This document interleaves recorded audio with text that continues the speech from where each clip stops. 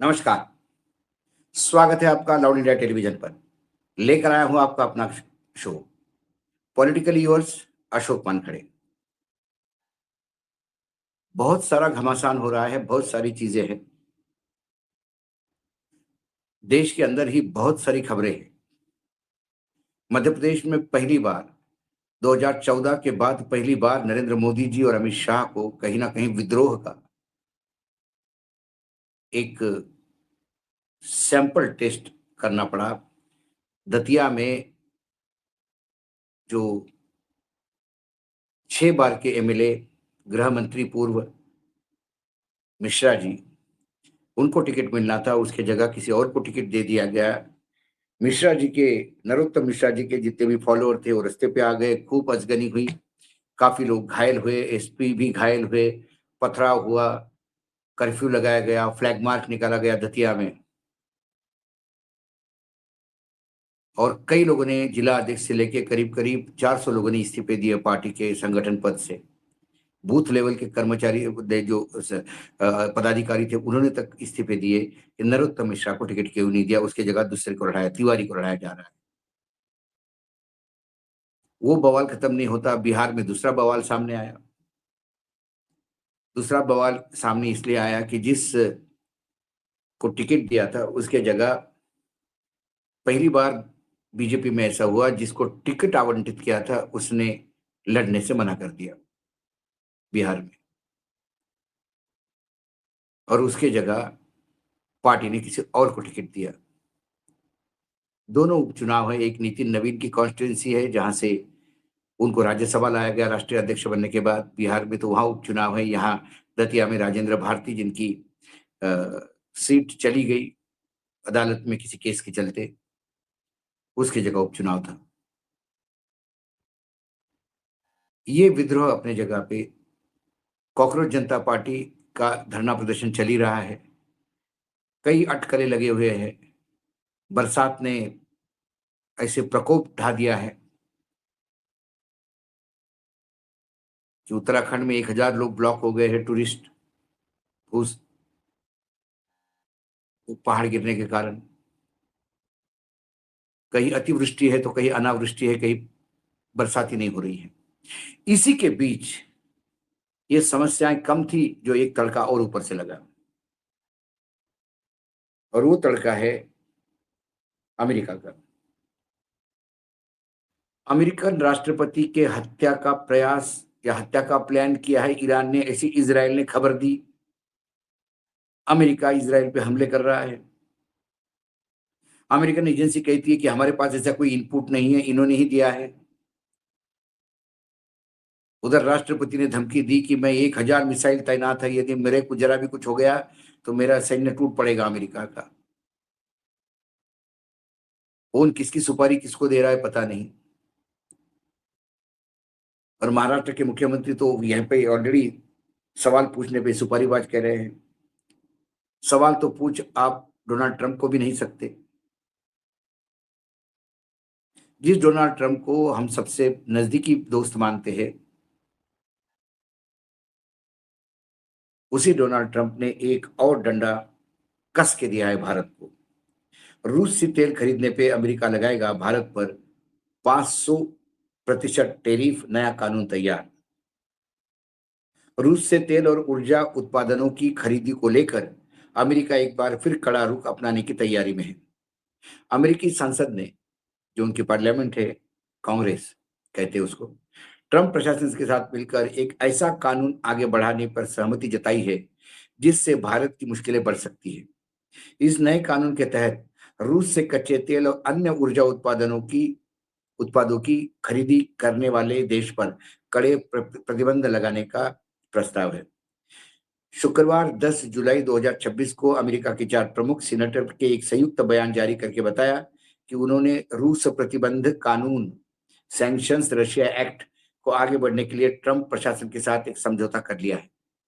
इस समूह में 2 रिपब्लिकन के और 2 डेमोक्रेटिक के सीनेटर्स हैं। वहां वर्तमान में रिपब्लिकन की सरकार है, डेमोक्रेट्स वहां पे विपक्ष में। इनमें राष्ट्रपति डोनाल्ड ट्रंप के करीबी सहयोगी senator Lindsey Graham, senator Roger Wicker और डेमोक्रेटिक सीनेटर रिचर्ड ब्लूमेंटल और तथा जिन शाहीन शामिल हैं। संसद ने अपने बयान में कहा कि हम यह घोषणा करते हुए गर्व महसूस करते हैं कि हमने अपने संशोधित रूस प्रतिबंधन कानून को आगे बढ़ाने के लिए ट्रंप प्रशासन के साथ सहमति बना ली है। जैसे जैसे रूस नागरिकों पर हमले तेज हो कर रहा है, यह बेहद जरूरी है कि सरकार की विधायी और कार्यकारी अंग मिलकर काम करे, ताकि यानी लेजिस्लेचर और एग्जीक्यूटिव मिलकर काम करे, ताकि पुतिन की युद्ध मशीनरी को ईंधन देने वाला यानी रूसी तेल और गैस खरीदने वाले देशों को इसकी भारी कीमत चुकानी पड़े। इस कानून का मुख्य उद्देश्य उन देशों पर भारी अमेरिकी टैरिफ यानी शुल्क और प्रतिबंध लगाना है जो रूस से तेल, प्राकृतिक गैस, यूरेनियम और पेट्रोलियम उत्पाद खरीदना जारी रखे हुए है। इस विधेयक की शुरुआती मसौदे में रूसी ऊर्जा खरीदने वाले देश से आने वाली वस्तुओं और सेवाओं पर 500% तक का अमेरिकी टैरिफ लगाने का प्रावधान है, जिसे सीनेटर ड्रू मेंटल ने हड्डियां तोड़ देने वाला बोन क्रशिंग प्रतिबंध बताया था। हालांकि अमेरिकन मीडिया रिपोर्ट्स के अनुसार नए प्रतिबंधित बिल में इन कड़े प्रावधानों को थोड़ा नरम किया गया है, लेकिन इसके सटीक विवरण आना अभी बाकी है। बिल में एक प्रावधान है कि यदि अमेरिकी राष्ट्रपति को लगता है कि किसी देश को छूट देना अमेरिका के राष्ट्रीय सुरक्षा हितों में है, तो वो उस देशों को 1 से 80 दिन की अस्थायी छूट वेवर दे सकते हैं। इस विधेयक को अमेरिकी सीनेट में व्यापक समर्थन हासिल है। 84 सीनेटर इससे सह प्रायोजक को स्पॉन्सर्ड है। हाल ही में राष्ट्रपति डोनाल्ड ट्रंप ने भी कहा था कि रूस को यूक्रेन युद्ध समाप्त करने के लिए बातचीत की मेज पर लाने के मकसद से इस विचार बिल पर विचार कर रहे हैं। यह कानून सीधे तौर पर भारत और चीन जैसे देशों को प्रभावित करने के लिए तैयार किया गया है, जो यूक्रेन युद्ध के बाद लगातार रूस से रियायती दरों पर तेल खरीद रहे हैं। इस कानून के संदर्भ में सीनेटर लिंडसे ग्राहम ने सोशल मीडिया प्लेटफॉर्म एक्स पर सीधे तौर पर चेतावनी देते हुए लिखा था, चीन और भारत यदि आप पुतिन की मशीनरी को सहारा देना जारी रखते हो, तो प्रतिबंधों के बाद आपके पास खुद को दोष देने के अलावा कोई रास्ता नहीं होगा। अमेरिका ईरान युद्ध के बाद अमेरिकी ट्रेजरी विभाग ने एक जनरल लाइसेंस जारी किया था, जिसने भारत को बिना किसी अमेरिकी प्रतिबंध के डर से रूस से ऊर्जा खरीदने की अनुमति दी थी। लेकिन यह विशेष छूट यानी लाइसेंस 17 जून 2026 को खत्म हो चुकी है।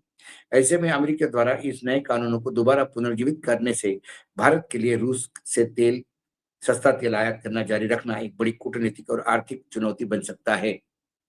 ये भले ही चीन और भारत के लिए बनाया हो, लेकिन चीन से फर्क नहीं पड़ता। जब ईरान पे प्रतिबंध थे, तो चीन लगातार ईरान से तेल खरीद रहा था, और उसके बाद यदि इन्होंने 500% चीन पे लगा दिए, तो चीन इनके ऊपर 1000% का टैरिफ लगाने की तैयारी करेगा, क्योंकि चीन मुंहतोड़ जवाब देता है। दूसरी बात, चीन से जो भी आयात वो 500% बढ़ेगा, तो उससे अमेरिका की इंडस्ट्री ही बुरी तरह से मार खाएगी, क्योंकि सारा रेयर अर्थ मटेरियल जो है वो चीन से जाता है।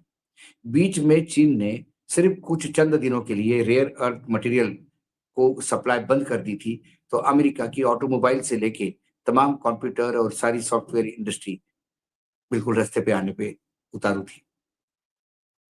यदि 500% टैरिफ चीन को भी लगता है और चीन रशिया से अपनी परचेज जारी रखेगा, उसमें उनको कोई रोक नहीं सकता। तो ये टैरिफ फिर क्या भारत के लिए ही है? क्योंकि जैसे रेयर अर्थ मटेरियल का गला घोटा जाता है, अमेरिका तुरंत चीन के लिए एक अलग नीति तय करता है।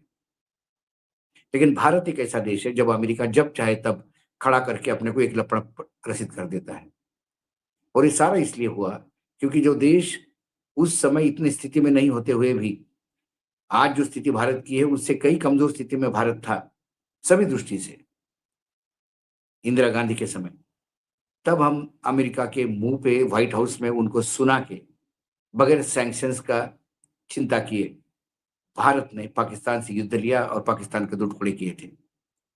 आज वो शक्ति, इच्छा शक्ति चाहिए हमारे नेतृत्व में, लेकिन हमारा नेतृत्व एप्स्टीन फाइल के डर से हम यही मान के चलते हैं अभी कि और तो कोई कारण नहीं हो सकता। एप्स्टीन फाइल के चलते हमारा नेतृत्व जो है वो पूर्ण रूप से सरेंडर है अमेरिका के पास। अमेरिका ने इसके पहले भी मना किया, तो हमने रूस से बहुत कम खरीदना शुरू कर दिया था, और पूर्ण रूप से अब समाप्त होगा। एक तरफ सारी देश में एथेनॉल एथेनॉल चल रहा है और लोग कहते हैं कि एथेनॉल से गाड़ियां खराब होती है, हालांकि कोई टेक्निकल रीजन इस पे दे नहीं पाया। नितिन गडकरी ने ऑलरेडी पूर्ण रूप से एक अंग्रेजी अखबार को इंटरव्यू देते हुए पूरी चीज विश्लेषित करके लोगों के सामने रखी। लेकिन यदि हमको फिर भी एनर्जी के लिए डिपेंडेंट रहना है, तो ईरान हमारा एक अच्छा साथी था, उसको हमने खो दिया। रशिया से अच्छा था, वो हम खो देंगे, तो फिर हमारे यहाँ महंगा तेल आना जारी रहेगा। और महंगा तेल यदि आता है तो हमारी अर्थव्यवस्था तहस नहस हो जाती है और हमारे रुपए की कीमत और नीचे जाती है। आज पॉलिटिकल न्यूज में इतना ही। कल फिर आता हूँ किसी विषय के साथ। तब तक के लिए नमस्कार। देखते रहिएगा लव इंडिया टीवी।